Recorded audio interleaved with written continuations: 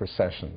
People out of work, people afraid of losing jobs, etc. So what you're expressing is one of the major explanations also that experts out there offer. Doug, we're going to leave this now, taking you live to the floor of the U.S. House. Suspend the rules on which a recorded vote or the yeas and nays are ordered, or on which the vote incurs objection under Clause 6 of Rule 20. Record votes on postponed questions will be taken later. For what purpose does the gentleman from Washington seek recognition? Mr. Speaker, I move to suspend the bill, suspend the rules, and pass H.R. 1513. The clerk will report the title of the bill. Union Calendar Number 162, H.R. 1513, a bill to revise the boundaries of the Gettysburg National Military Park to include the Gettysburg train station and certain land along Plum Run in Cumberland Township, to limit the means by which property within such revised boundaries may be acquired and for other purposes.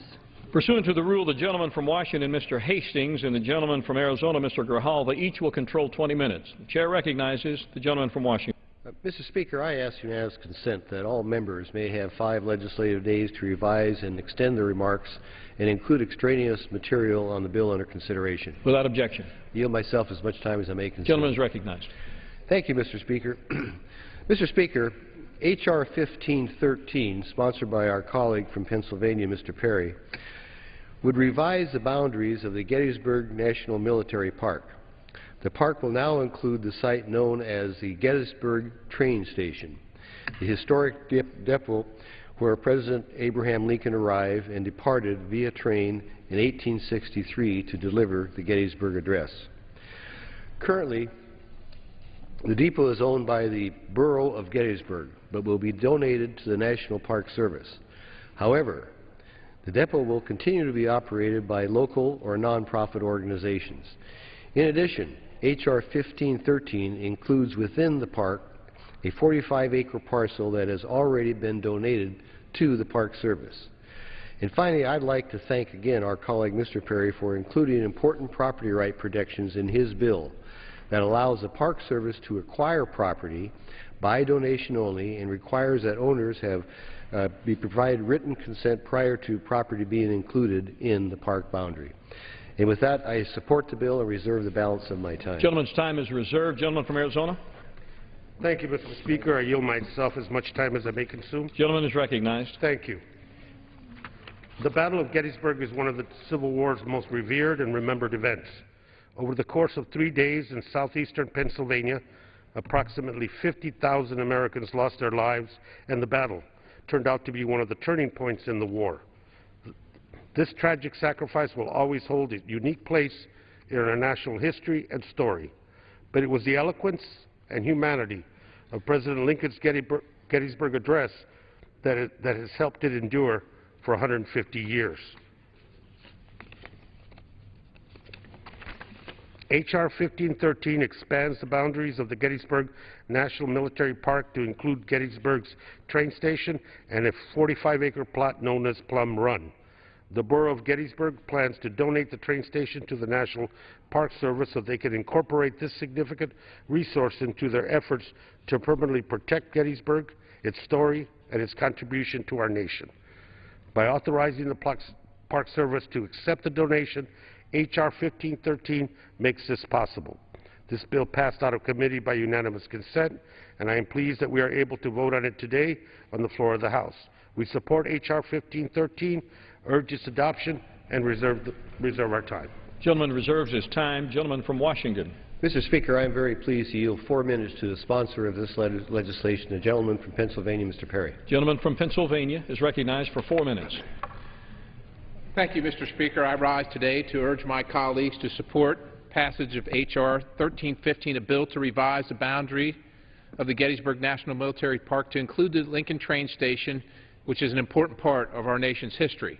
Now, President Abraham Lincoln arrived at the Lincoln train station the day before delivering his historic Gettysburg Address. The station also served as a hospital during the Battle of Gettysburg and transported wounded soldiers after the battle. Lincoln train station currently is operated by the Gettysburg Convention and Visitors Bureau and is owned by the Borough of Gettysburg. Now, the Gettysburg Foundation, a nonprofit partner of the park, secured the necessary private funds to purchase the train station from the Borough of Gettysburg. The foundation will donate the train station to Gettysburg National Military Park, where it will be used as a downtown visitor center and meeting place. H.R. 1513 also allows the boundaries of Gettysburg National Military Park to include 45 acres of land along Plum Run in Cumberland Township. This property currently abuts land already owned by the National Park Service and will be donated by the Gettysburg Foundation to the National Park Service. The Gettysburg Foundation and Gettysburg National Military Park recently commemorated the 150th anniversary of the Battle of Gettysburg and the dedication of the Soldiers' National Cemetery. In addition to preserving our heritage, such historic preservation and tourism efforts remain a critical part of the regional economy. More than 235,000 visitors took part in the 10 days of the 150th anniversary events and contributed about $100 million to the local economy. Now, once the Battle of Gettysburg ended, both Union and Confederate armies moved on, leaving this small rural town to deal with the bloody and chaotic aftermath. Citizens were forced to care for the wounded, bury fallen soldiers and animals, rebuild their town, and begin the process of preserving this hallowed ground. Like the residents of Gettysburg 150 years ago, a group of dedicated individuals, 18 to 20,000 from across the country and across the world, have come together to preserve this battlefield and increase public understanding of the causes and consequences of the Battle of Gettysburg and its place within the context of American history. At a time when federal and state budgets are tight, the great partnership between the Gettysburg Foundation, Main Street Gettysburg, and the Borough of Gettysburg and the National Park Service has led to the construction of a new visitor center, the preservation of the cyclorama painting, the restoration of the battlefield to its 1863 appearance, and now the preservation of the historic Lincoln train station. This legislation simply is the latest significant piece of that puzzle. All interested parties are fully supportive of the boundary revision, and because the land's already owned by the Gettysburg Foundation and to be donated to the National Park Service, no, I repeat, no federal funds will be used to purchase these properties. This legislation is good for Gettysburg, the National Park Service, and the American taxpayers. I urge my colleagues to join me in support of H.R. 1315, the Gettysburg Battlefield Bill, and I would also like to thank Doc Hastings and the committee for their unanimous support and the ranking member. And with that, Mr. Speaker, I yield the balance of my time. Gentleman from Arizona. Mr. Speaker, yield back. Gentleman yields back his time. Gentleman from Washington. Thank you, Mr. Speaker. I yield back the balance of my time and urge adoption of the Gentleman yields back his time. The question is, will the House suspend the rules and pass the bill, H.R. 1513? Those in favor say aye. Those opposed, no. Opinion of the chair, two-thirds being in the affirmative. Speaker, Gentleman from Arizona. on that, I request the ayes and nays. The ayes and nays are requested. Those favoring a vote by the ayes and nays will rise. Sufficient number having risen, the yeas and nays are ordered. Pursuant to Clause 8 of Rule 20, further proceedings on this question will be postponed. What purpose does the gentleman from Washington seek recognition? Mr. Speaker, I move to suspend the rules and pass S. 230. The clerk will report the title of the bill. Senate 230, an act to authorize the Peace Corps Commemorative Foundation to establish a commemorative work in the District of Columbia and its environs and for other purposes. Pursuant to the rule, the gentleman from Washington, Mr. Hastings, and the gentleman from Arizona, Mr. Grijalva, each will control 20 minutes.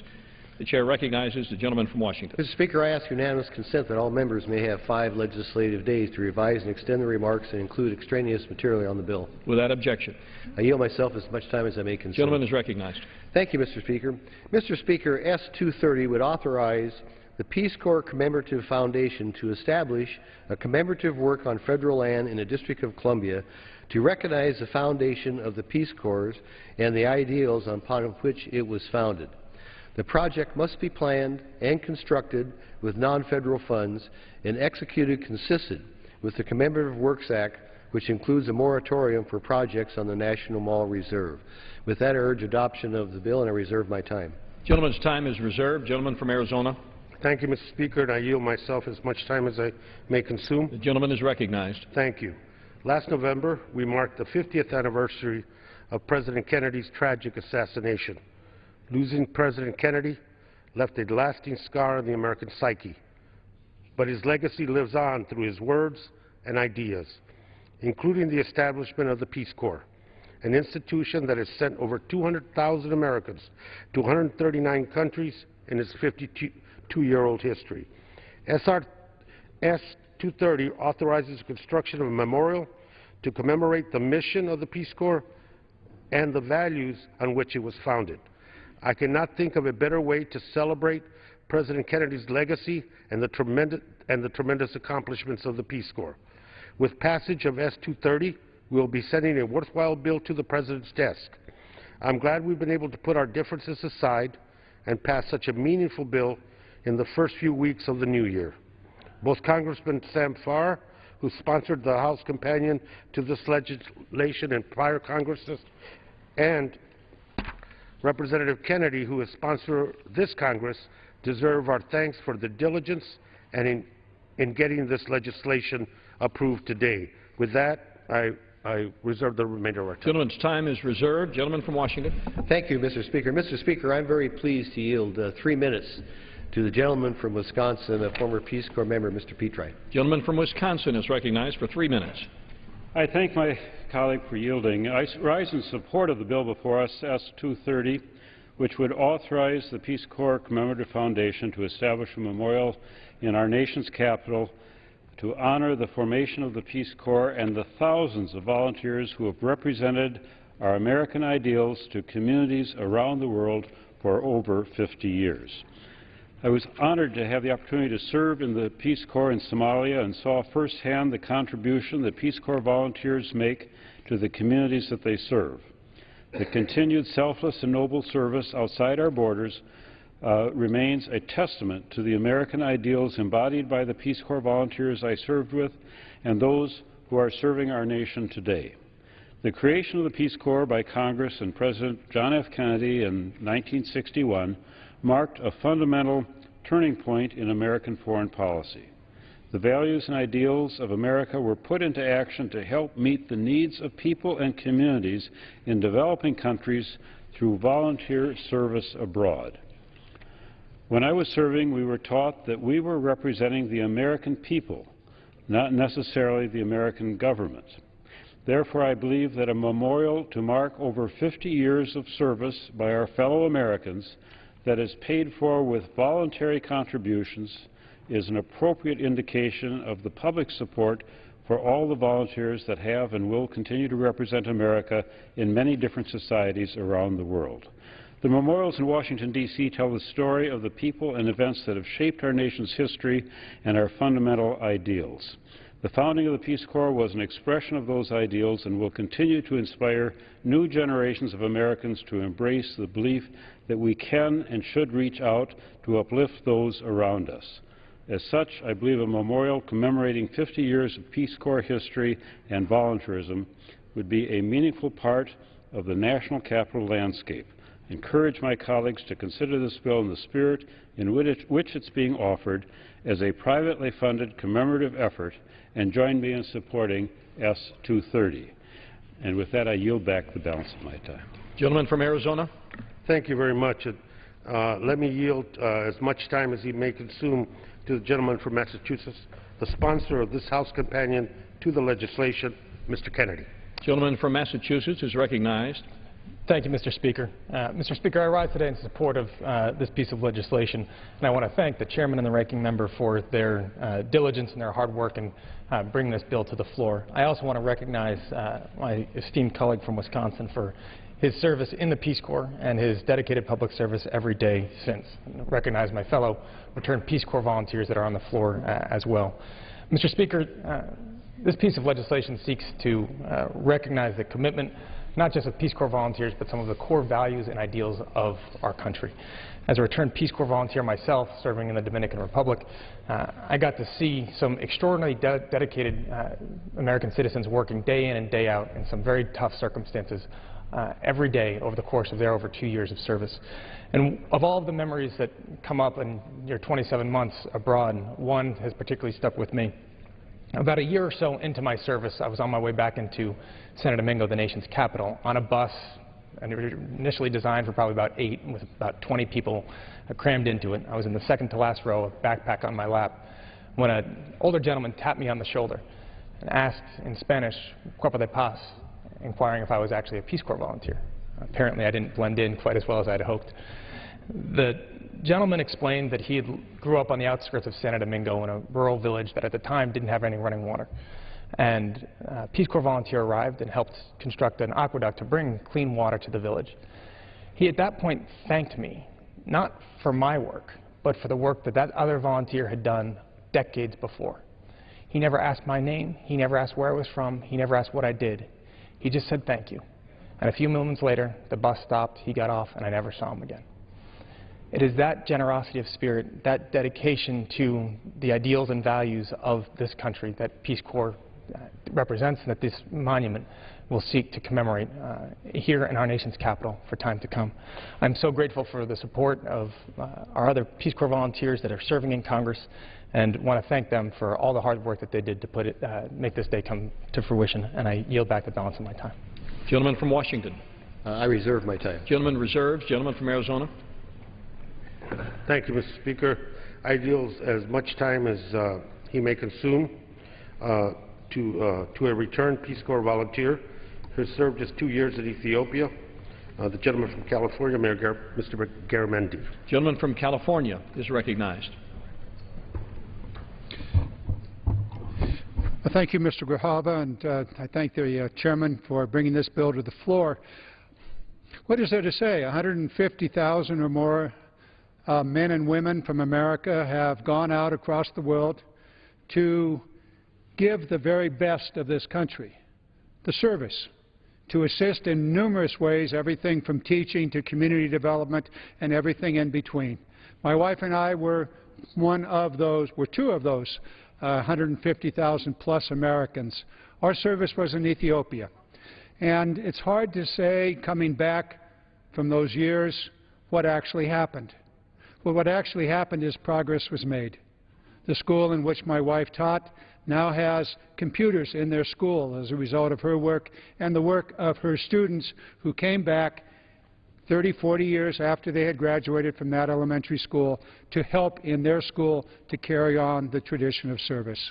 This particular piece of legislation would simply authorize an effort by nonprofit organization to build a commemorative program here in Washington, D.C. No federal money is needed. There's a long, long process that would lead to the culmination of this.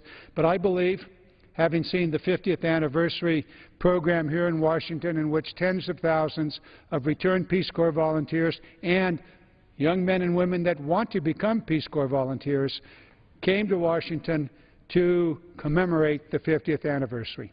So now, a year and a half later, here we are, moving this piece of legislation. We ought to do it. And ultimately, I believe that there will be a commemoration, some kind of a memorial here in Washington, D.C., that will speak to peace, will speak to the yearning that Americans have for peace around the world, for a better world for all of us, wherever that may be, whether it's in the former Soviet Union countries or in those developing countries in Africa, Asia, or in Latin America. This is a good thing. And I'm going to give just one more example. In the year 2000, a group of returned Peace Corps volunteers returned to Ethiopia and Eritrea in the midst of a war in which some 80,000 Ethiopians and Eritreans were killed. That group of returned Peace Corps volunteers were able to speak to the heads of state. The U.S. government couldn't talk to them, nor could other governments. But it turned out that both of those heads of state were taught in their high school by Peace Corps volunteers. And they were willing to talk to those returned volunteers.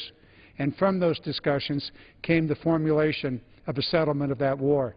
You never know where the impact will be felt. But I know it's felt in every country in which Peace Corps volunteers have served. And it's felt here in the United States and in this Congress by men and women that have served in the Peace Corps. I yield back my time. Gentleman from Washington. Reserve my time. Gentleman reserves. Thank you, Gentleman from Mr. Arizona. Speaker. I yield as much time as he may consume to another returned Peace Corps volunteer, the gentleman from California, Mr. Farr, who served his 2 years in Colombia and who has sponsored this legislation in previous Congress. Gentleman from California is recognized. Thank you, Mr. Chairman, for yielding, and thank you very much for scheduling, and Mr. Chairman, for bringing this bill to the floor. I'm so proud that this bill is being brought to the floor by a Kennedy. President Kennedy appealed to the youth of this country with his inaugural address. I was a junior in college when he was sworn in, and that speech, which has been repeated so much, of asking this country to think about what people in this country could do to help the country rather than the government helping them, that call for action. And today, 7,209 volunteers are spread out in 65 different countries around the world. In President Kennedy's last State of the Union address, he said this: "Nothing carries the spirit of American idealism and expresses our hopes better and more effectively to the far corners of Earth than the Peace Corps." That is true today as it was in the 60s. And what is so wonderful about this moment of sort of history and the folks that play in it is when I went into the Peace Corps in South America, the nickname, because the Kennedys were so popular, particularly in Colombia, the country that I went to, that we were called Hijos de Kennedy, children of Kennedy. That's what the nickname for the Peace Corps was. And it isn't so wonderful that we had a child of a Kennedy who's now, Joe Kennedy, who's now a member of Congress, who's able to carry this legislation. The torch is getting passed to a new generation. I carried this bill before, and I was so glad to be able to pass that torch to Joe. He's going to pass this torch to his children and other children, and we're going to keep the Peace Corps alive.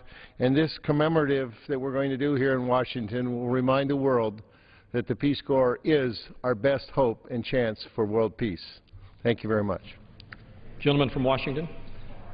I'm prepared to close if the gentleman is prepared to close.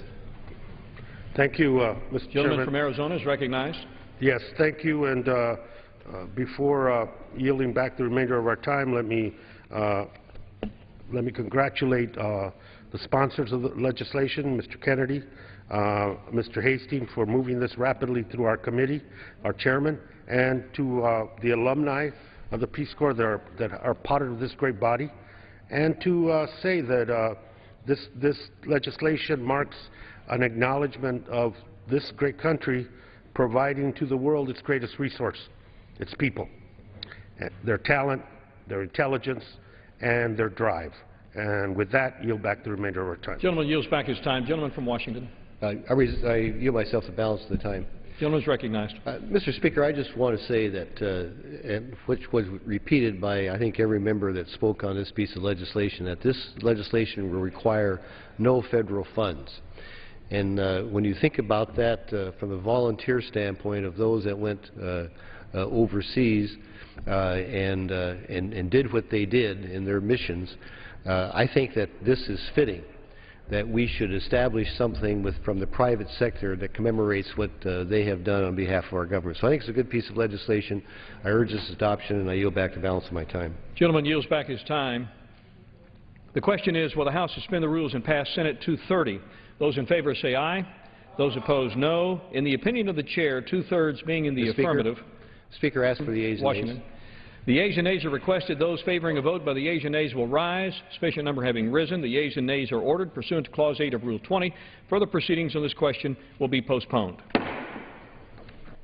Does the gentleman from Washington seek recognition? Mr. Speaker, I move to suspend the rules and pass H.R. 841 as amended. The clerk will report the title of the bill.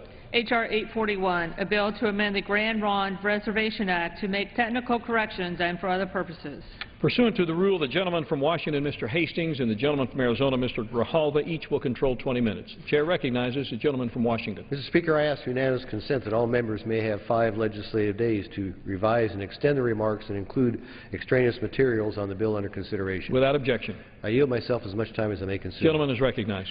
Thank you, Mr. Speaker. Mr. Speaker, H.R. 841 clarifies the administrative process for the Grand Ronde tribe in Oregon to apply for new trust lands as long as the lands are within the tribe's original 1857 reservation. The bill also deems property placed in trust for the tribe after 1988 to be part of the tribe's reservation and adjust the Tribes Reservation Act to reflect several previous trust land acquisitions. Mr. Speaker, in 1954, Congress terminated the Grand Ronde Tribe and its 60,000-acre Western Oregon reservation. While Congress restored the tribe in 1983, the process of rebuilding a land base for it has been done in a somewhat piecemeal fashion beginning in 1988. H.R. 841 resolves a problem the Grand Ronde Tribe has experienced when it applies to the Department of Interior for trust lands within its former reservation area. Applications for such land are under a set of off-reservation rules that are quite cumbersome. The bill requires the Department to treat land acquisition applications under less cumbersome on-reservation rules. It does not, however, reestablish the original 1857 reservation. The bill was reported favorably out of the Natural Resources Committee and has bipartisan support from the entire Oregon congressional delegation. I also want to point out that the suspension text contains an amendment to the reported bill. The new language prohibits the Grand Ronde Tribe from gaming under the Indian Gaming Regulatory Act on all lands it acquires through the Department's on-reservation process unless the lands are within a 2-mile radius of its existing rural casino. Within the 2-mile radius, existing restrictions under the Indian Gaming Regulatory Act remain in effect. And with that, Mr. Speaker, I urge adoption and I reserve the balance of my time. Gentleman reserves his time. Gentleman from Arizona. Thank you, Mr. Speaker. I yield myself as much time as I may consume. Gentleman is recognized. Thank you. H.R. 841 makes technical corrections to the Confederated Tribes of the Grand Ronde Reservation Act. In the past, efforts by the tribe have been hindered in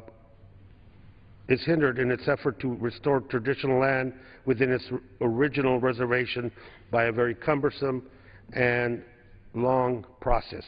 The bill would end the current two-step process that requires the tribe to take the former reservation land into trust with approval from Interior and then get congressional approval to be designated reservation land.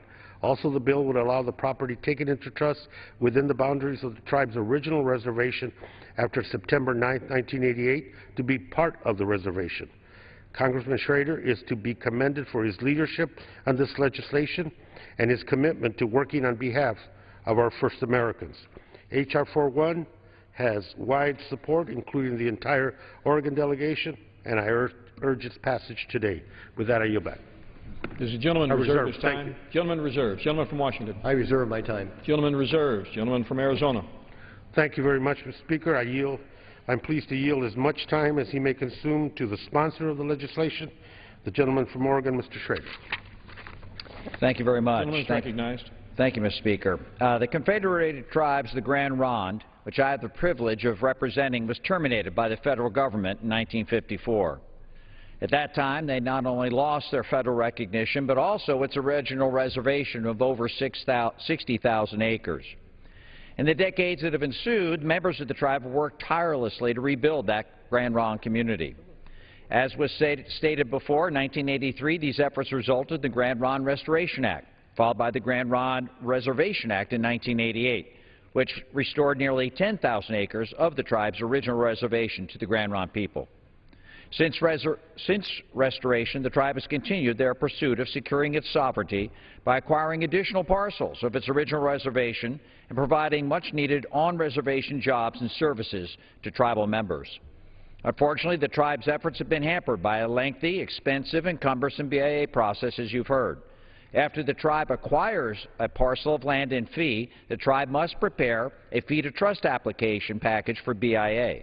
The BIA then processes this application either as on or off reservation an acquisition. Because the tribe does not have exterior reservation boundaries, all parcels are therefore processed under the much more rigorous and oftentimes unneeded off-reservation acquisition regulations, even if the parcel is located within the original boundaries of the reservation. I introduced H.R. 841 to correct this problem and streamline the bureaucratic process the tribe continues to face as it brings parcels of land into trust. Under my legislation, any property located within the boundaries of the tribe's original reservation will be treated as an on-reservation land for the purpose of processing acquisitions of property into trust and deemed a part of the tribe's reservation once taken into trust. Once enacted, H.R. 841 will not only save the Grand Ronde time and money, which could be better used serving their community and membership, but also streamline BIA's landed to trust responsibilities to the Grand Ronde, thus saving taxpayer money. There's no opposition in my state by state officials or local governments, and CBO scores this as no cost to the federal government. I'm proud to say H.R. 841 has the delegation's support, the Bureau of Indian Affairs support, unanimous support from the two counties affected by the legislation. I want to thank my Oregon colleagues in particular for their continued support and efforts to move this bill forward. And frankly, I personally like to thank Chairman Hastings, Chairman Gralva, and Chairman Young, DeFazio, Hanabusa for their assistance in moving this important legislation forward and the tireless efforts their staffs have put forward, particularly Travis Joseph and Chris Floor. Finally, I'd like to thank the members of the Grand Ronde who have been very, very, very patient throughout this whole process. With that, I ask members of the House for their support for this important bill and yield back the balance of my time. Gentleman from Washington. I've advised my friend from Arizona I have no more requests for time. I'm prepared to yield back if the gentleman will yield back. Gentleman from Arizona. Mr. Speaker, yield back the remainder of our time. Gentleman from Arizona yields back his time. Gentleman from Washington. Mr. Speaker, I yield back my time and urge support for the legislation. Gentleman yields back his time. The question is, will the House suspend the rules and pass the bill, H.R. 841, as amended? Those in favor say aye. Those opposed, no. In the opinion of the Chair, two-thirds being in the affirmative, the rules are suspended. The bill is passed, and without objection, the motion to reconsider is laid on the table. Nothing else? Pursuant to Clause 12A of Rule 1, the Chair declares the House in recess until approximately 6:30 p.m. today. And the House coming back in about an hour.